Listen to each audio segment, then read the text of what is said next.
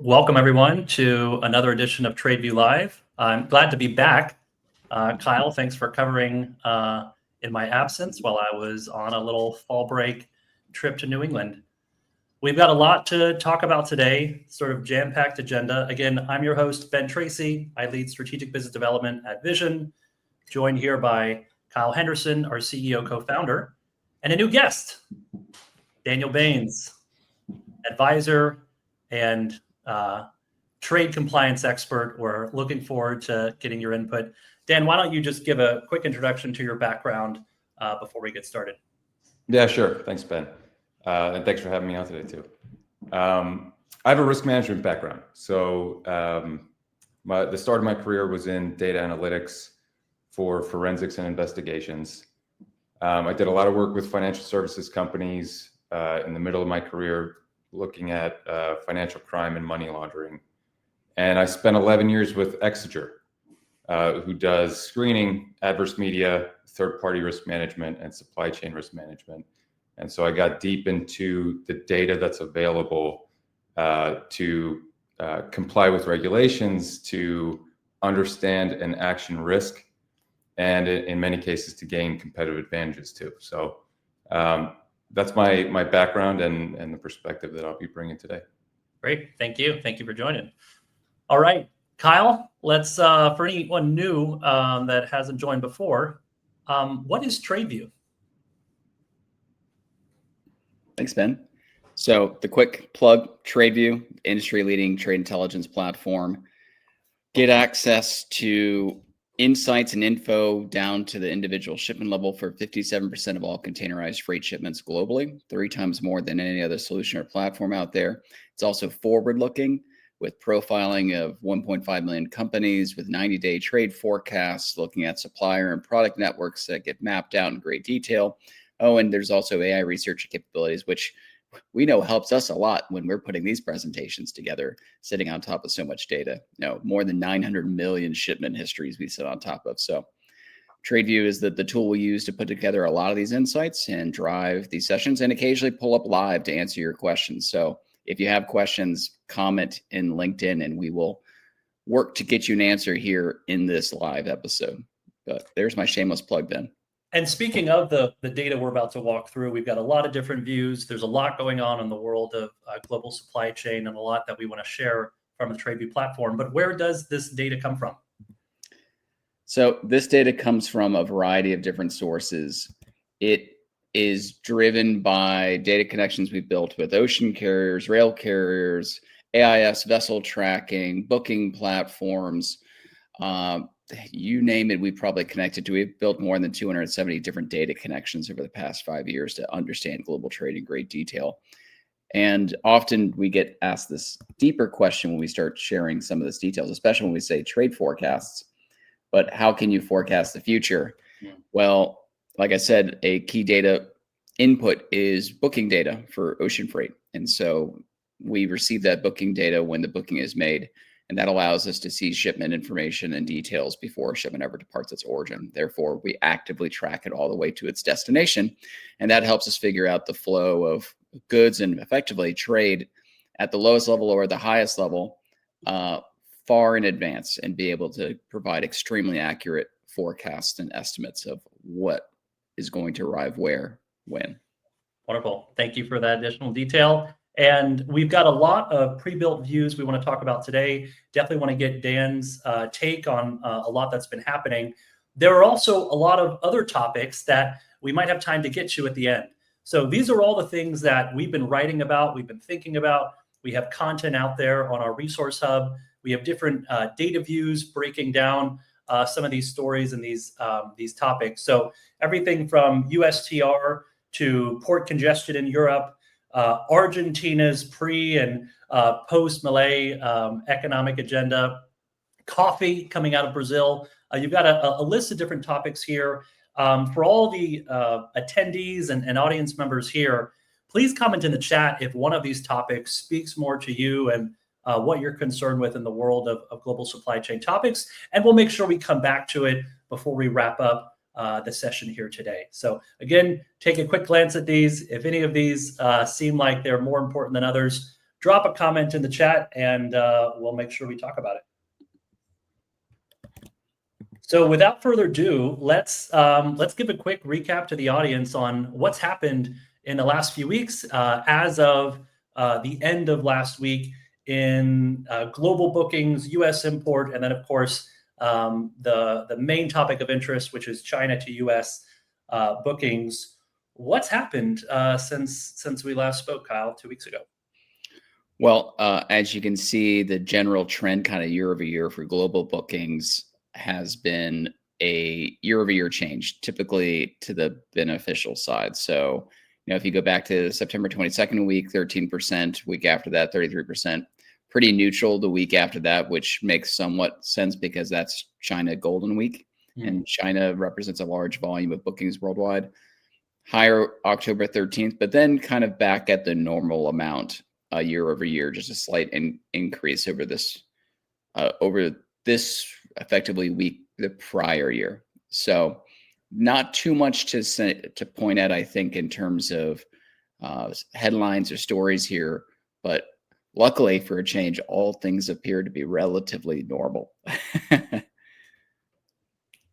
Wonderful. Well, on the global level, that is. Yeah, on the global level, and we do see obviously some recent ups and downs with China to U.S. bookings. Dan, I want to get your take on some of this. We're in a state today where we're checking LinkedIn multiple times. We're checking Twitter. We're looking on our social media feeds for potential posts from President Trump, giving us an indication of whether the relations with a given country, let's say India, or where we get our coffee from, Brazil, or of course, what's really talked about the most is China, whether that's souring, whether things are warming up, if these port fees are actually going to be levied, if the tariffs will suddenly increase to 100%. How did we get to where we are today? And especially coming from your background with fraud investigations, trade compliance, and trade policies, give us a little bit of where you see this fitting in contextually and how we entered the world we live in today. Sure. Yeah. So there are a number of different tools that are at the government's disposal in order to impact trade, right?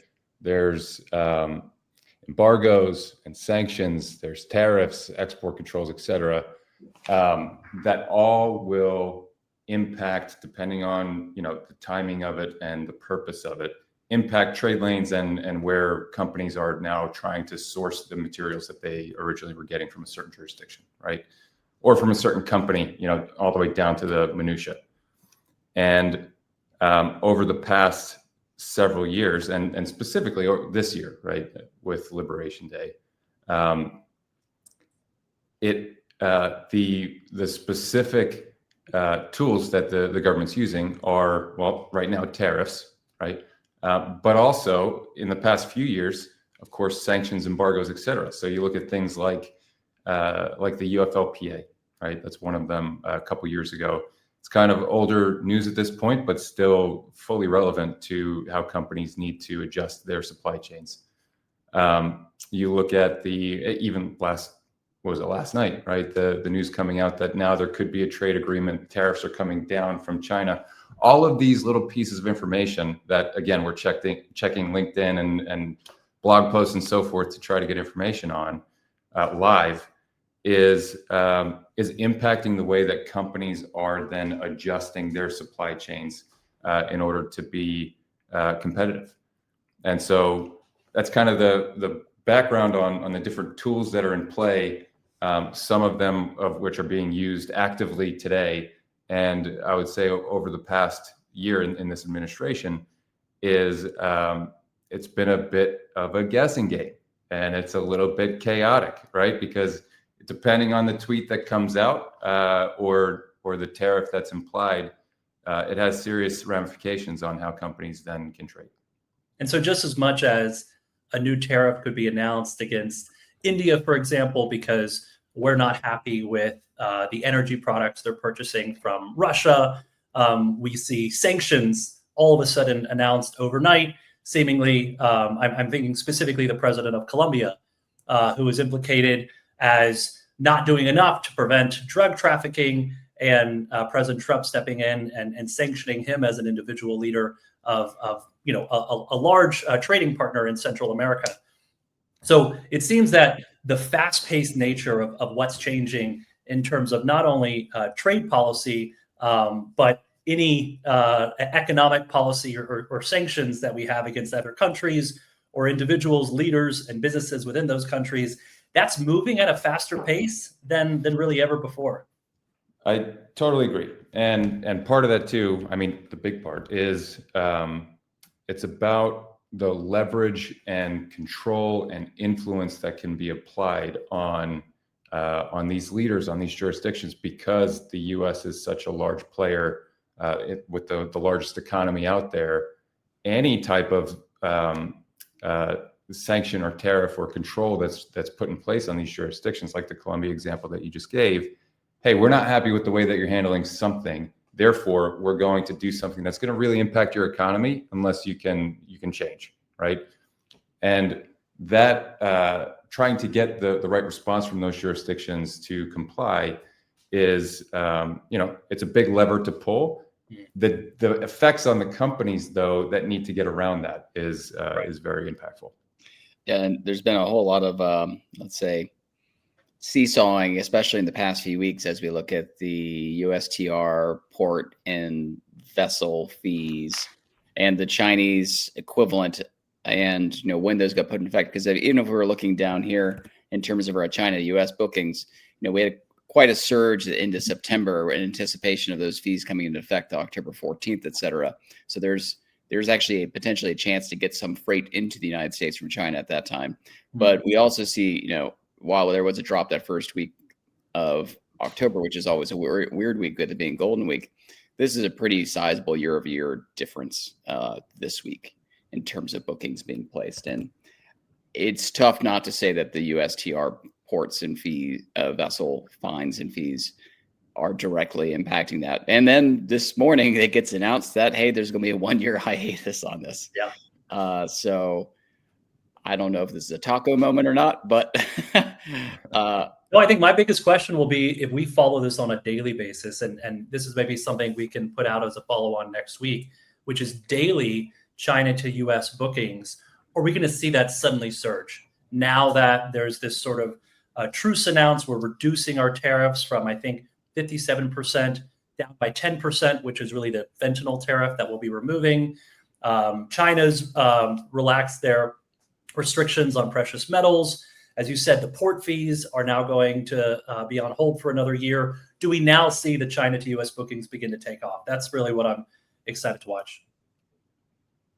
Well, moving on, as we have limited time, Argentina imports by week. So we put out a detailed article earlier this week, really looking at how has the Argentinian economy reacted, and had a look at it pre-Milei, post-Milei, and I guess post-Milei in some sense because of the recent election and kind of the anointment of the political capital to be able to continue along with that economic agenda. So some of the details we were looking at that were extremely detailed information, looking at a product category by product category of Argentinian imports, as well as Argentinian exports. And the short story there is that while there was short-term pain for the Argentinian economy, it looks to be a V-shaped recovery and to be on better footing. You should dive into the post. You'll find it here underneath my LinkedIn account. You can also go to the Vizion API Resource Hub, and there's a very, very detailed article looking at that and giving a forecast also for what this might mean for the Argentinian economy over the next few years. But just here alone, seeing how many more Argentinian exports there are this year compared to how many Argentinian imports there are this year, they actually have a trade gap that is beneficial to their country now. Yeah. And with the, Milei effectively winning this most recent election, there also seems to be a lot of support from the U.S. government hopefully going to carry through to support the Argentine peso, et cetera. And help what looked like a rocky situation the past few months stabilize even more and help that economy. Yeah, I mean, just this chart really shows the Bounce back. stark contrast year over year. 2024 being that light green line there at the bottom. We are well above that, and in fact, it looks like we're above 2023 levels as well. And this is probably the most important thing: is there's far more exports coming from Argentina to the rest of the world. And this is only looking at containerized freight, of course. When you look at this, including tanker details, so looking at grain and things like that, it also tracks. It was quite a surge. Yeah.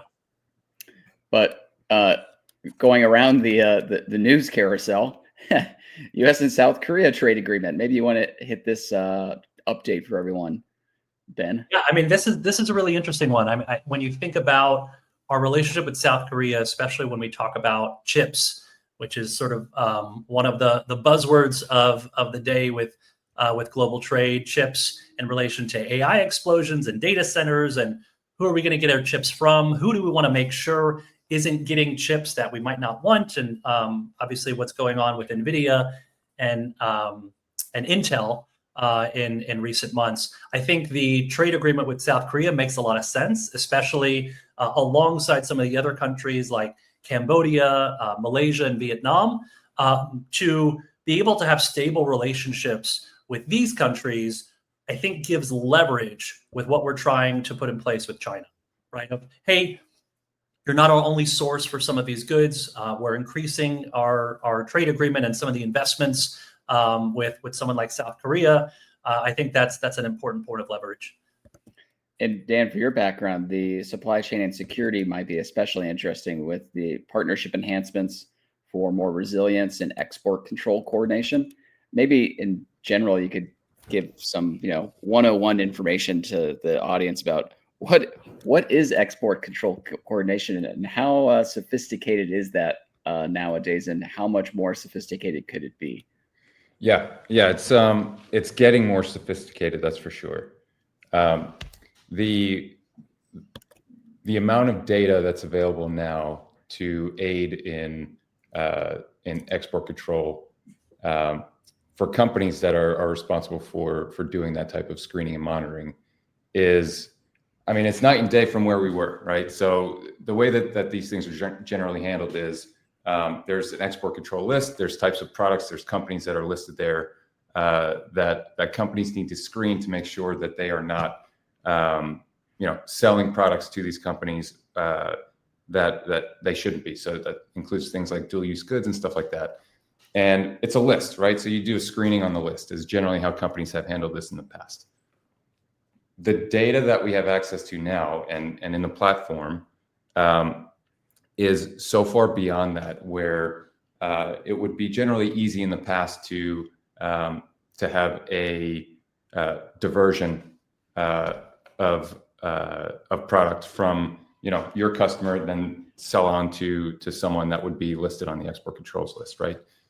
The information that we have now on trade allows you to see the flow of the trade beyond just your direct customers and clearly up the supply chain as well, upstream.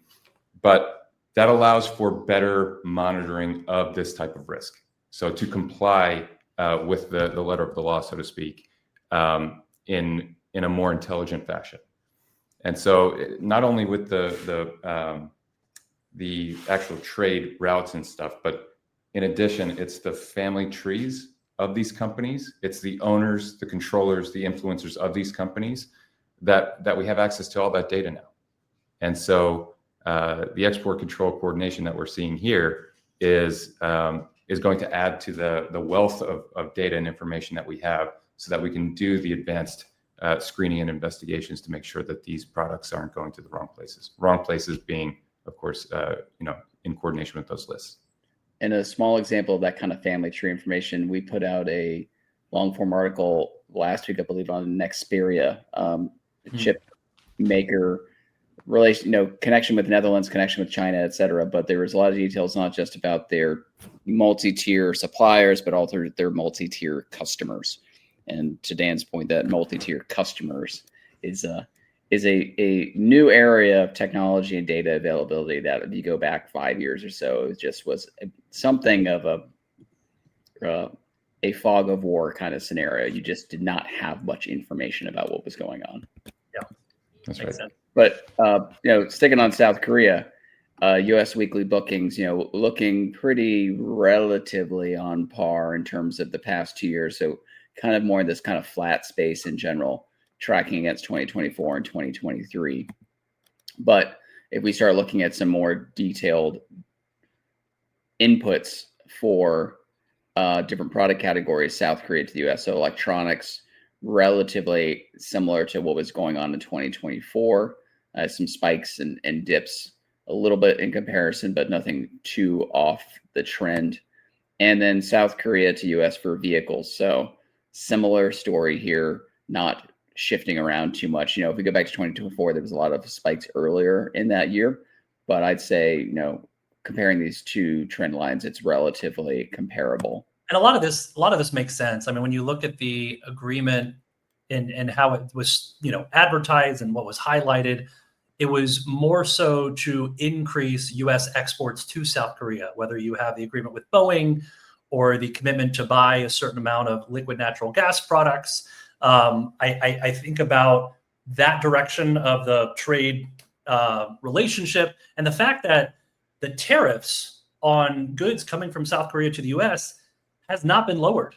What was sort of initially put in place in July at 15% is maintained now for the foreseeable future. So I think that just shows the way that this was put in place was to very much favor U.S. exports to South Korea.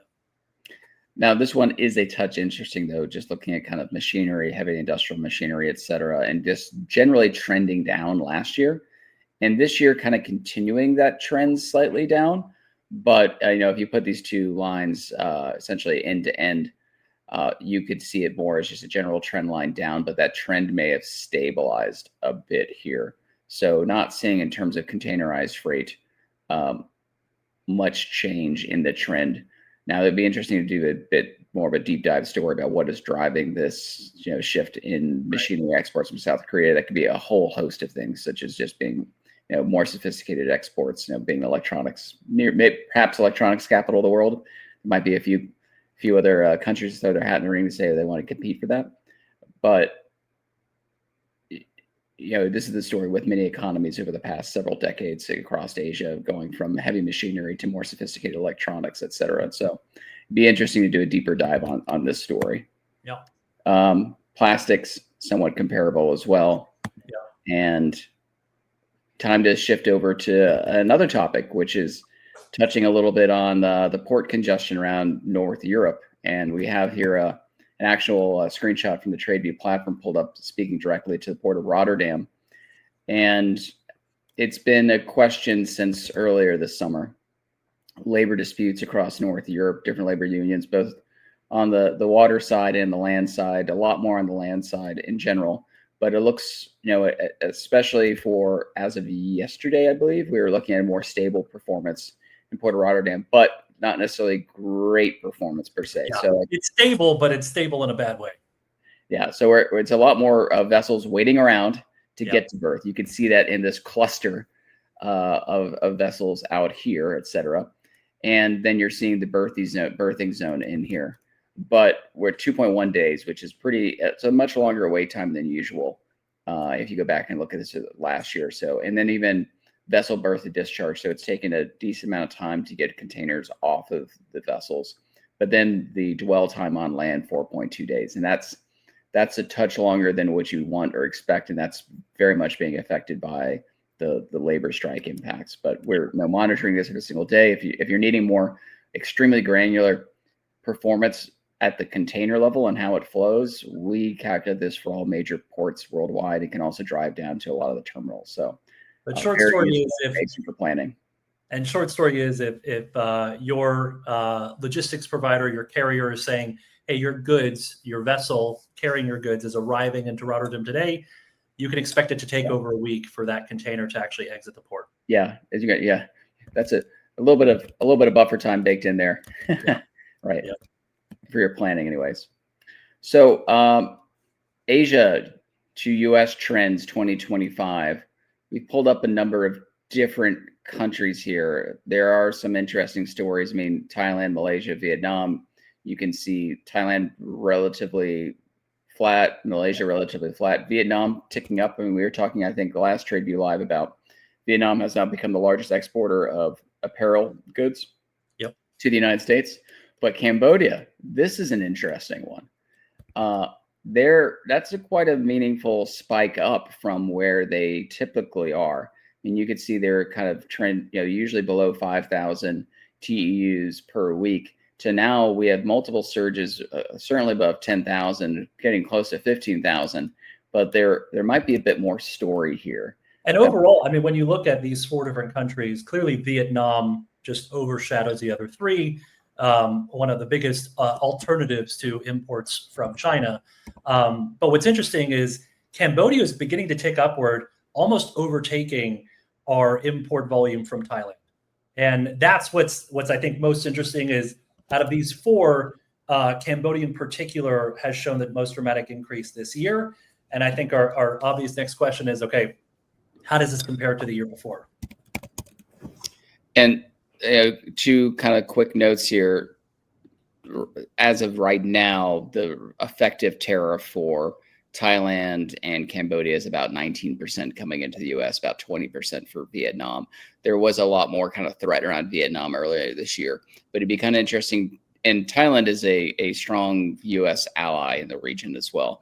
And so it'd be great to see these 2 charts with the actual tariff rate on a weekly basis overlaid on them to understand how that might be influencing and shifting booking decisions as well. I mean, there's only so much that can be done there because your goods are going to come from where your goods are going to come. So there's decisions being made in advance, but things potentially being trucked from Vietnam over to Cambodia type of thing. That is a possible path. It's not actually, I've done those highways before. It's not actually the best highway system to try and do that.